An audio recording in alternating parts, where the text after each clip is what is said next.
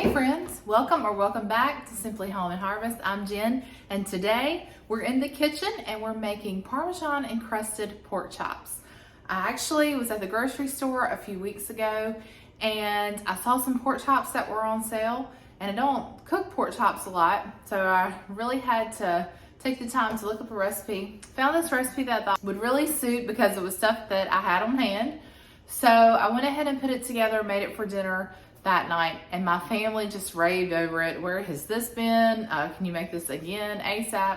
And just so happened I had bought 2 packs of pork chops that day, so I had an extra pack. And so tonight I'm going to fix that again, and I thought I would bring you along. I'm also going to prepare some cooked apples. There's a macaroni and cheese in the crock pot that I'll tell you a little bit about. Let's get started.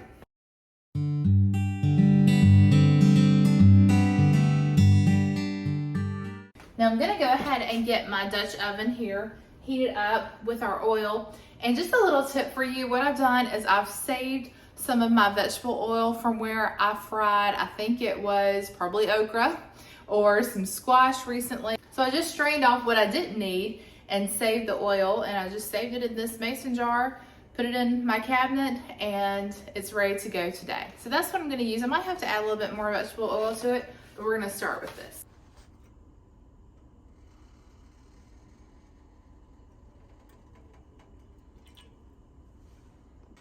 You know, I actually do think that's going to be enough oil. You only really need about a 1/2 inch to fry these pork chops, so I think that will do just fine. So the recipe we're using today calls for 4 center cut, 1/2 inch thick, boneless pork chops. And so this is what we're using today. This is the pack that I picked up that was on sale. It's about a pound, I guess, maybe a little over a pound. The first thing we're gonna do is we're gonna thin each pork chop a little bit. So we're gonna work one at a time. We're gonna put one in a large Ziploc bag, or you can use 2 pieces of plastic wrap. And we're just going to take, if you have a meat mallet, that would probably be the best bet. And I don't have one, so I'm gonna use a rolling pin. And I hope my grandma's rolling pin is gonna hold up. But we're going to just, you really don't have to work too hard on this. We're just going to pound our piece of meat out just to get it really thin. And this way it will absorb all of our seasonings and our egg, and it will fry a little bit quicker. It'll cook more thoroughly too. Okay, I'm just gonna get all these pounded out. Okay, first thing I'm gonna do is season the meat. We've already pounded it out. And I'm just gonna add a little bit of, I'm using Himalayan pink salt. You can use any kosher salt. Just gonna add a little bit of salt to each one. And then we're gonna add a little bit of black pepper. And I've used some freshly ground pepper here, but you can use any pepper that you have, black pepper.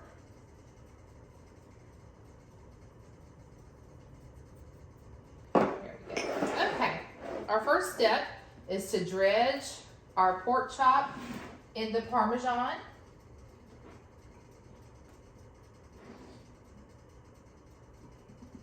And when you're doing this, you know you're supposed to have a dry hand and a wet hand.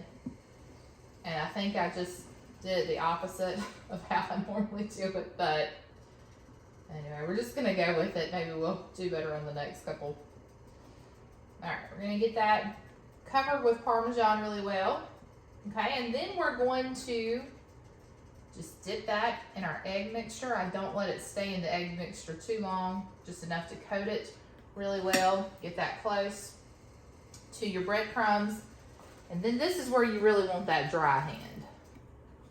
I'm gonna use my dry hand here just to move that around. And this is not, you know, a very neat job. It can get messy, and that's okay. I think it's okay to be messy in the kitchen as long as you are willing to clean up afterwards. That's what I always tell my kids. I don't care if you get in the kitchen and you want to bake stuff and make things, but just clean up after yourself.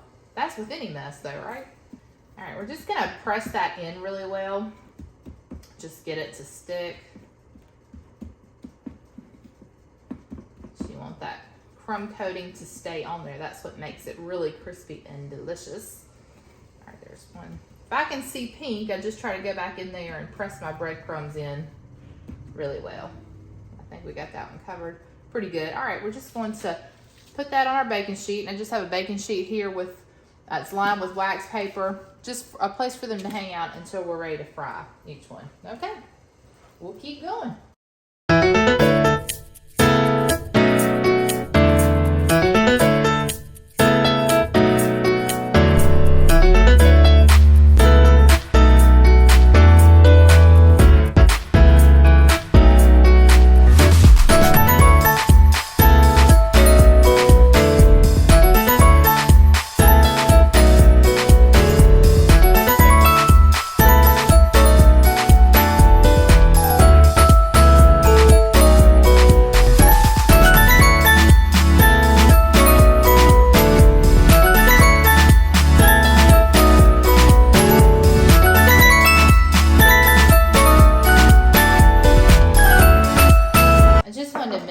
Too, that the recipe for the pork chops will be linked below in the description box. I'll try to remember to go ahead and put all the measurements on the screen since I failed to tell you that. I'm so sorry while I was preparing it.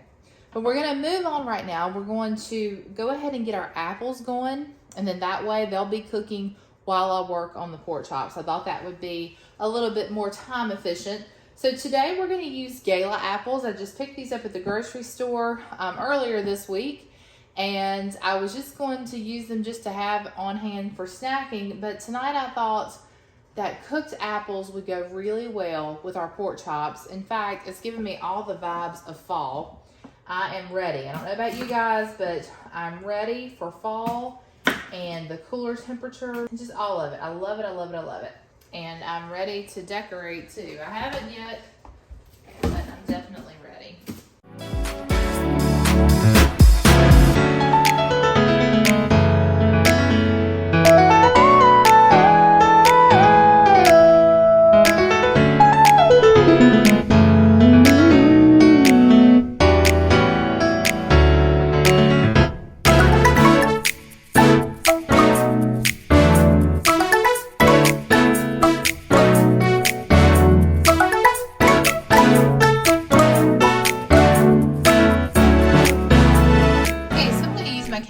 Skillet, and I'm just gonna get about a good tablespoon, I guess, of butter, and then we're gonna add our apples in.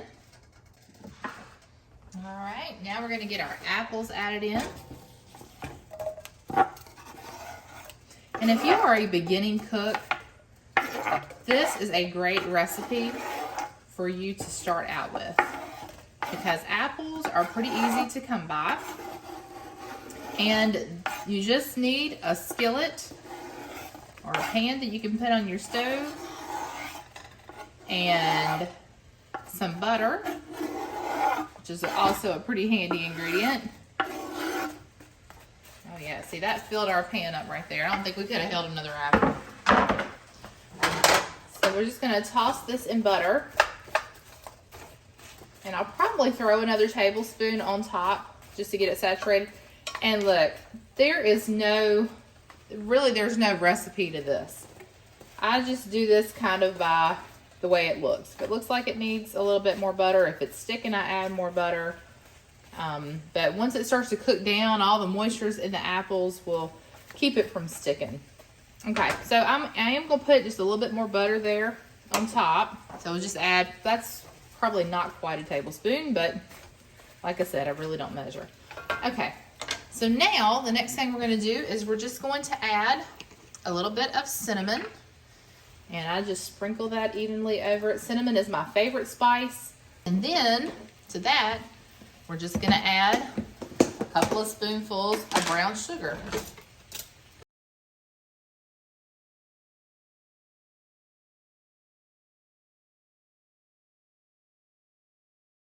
Because they really are so sweet on their own that they don't need that brown sugar, but it's something about the smell of brown sugar and cinnamon and apples. Oh, it just smells like fall.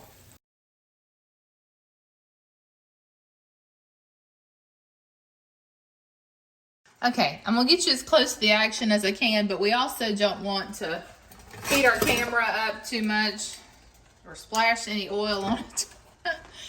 And I think last time I got 2 pieces of pork chops in here at a time, but they are pretty big this time around, so. Oh yeah, I think I can still do it.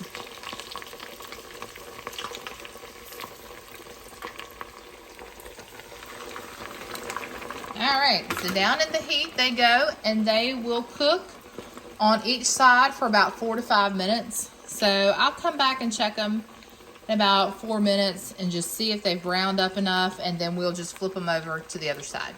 In the meantime, we're gonna check on our crock pot macaroni and cheese, which I don't have video of this today because honestly I put together really quick and then I said, oh, I could have recorded that, but I didn't. So maybe down the road, I make this quite often, maybe down the road I will make a video on how to make this. But if you're interested, just comment below and I will give you the recipe. But this is after, let's say about 2.5 hours, and you can see that it is done.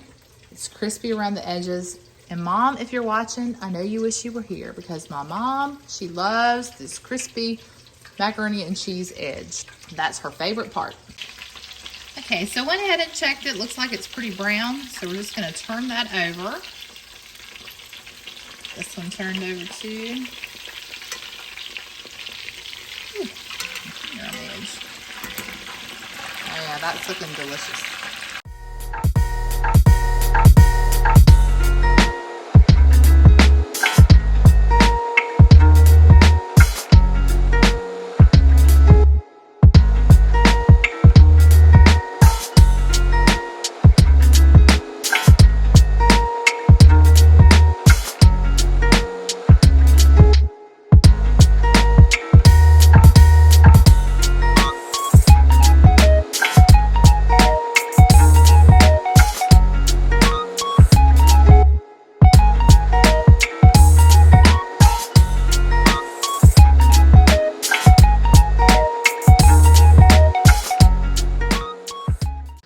Okay, so my husband asked, did we have any bread to go with this? So I'm gonna whip up the quickest bread that I know. I'm gonna grease my mini muffin tin here with our butter paper. And I'm gonna make Paula Deen's sour cream butter biscuits. And really they're like little mini muffins, and they call for 3 ingredients. I told y'all it's simple around here. And that's a stick of softened butter. And this is a little bit less than a stick because this is what we had left over from the apples. And then a cup, well, we're gonna have the recipe. So a cup of self-rising flour and then half a cup of sour cream. You're gonna get that together. I have a pastry blender, but it is hiding from me right now. So we're gonna try to just get this together with a fork. See that? We're just gonna add our butter and flour mixture together there. Oh, I need to check my pork chops, hang on. They are apples really quick. They're definitely done. And Gala apples, they do cook down a lot quicker than other apples, and they fall apart a little bit. So not the best cooking apples, but definitely better than none.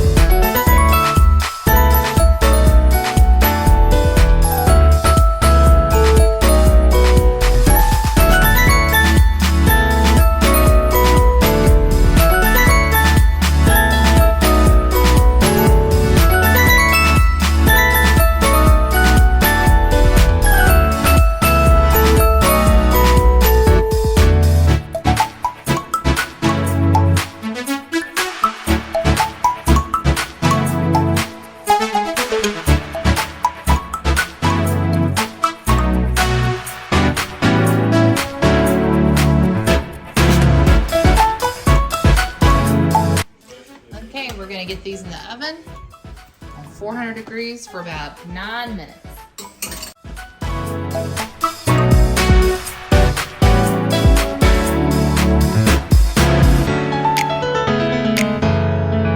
dishes are done, the kitchen is clean, I'm ready to call it a night. But I wanted to say first, thanks for watching. And until next time, remember to live simply, use what you have, and enjoy the moments you've been given. Bye for now, friend.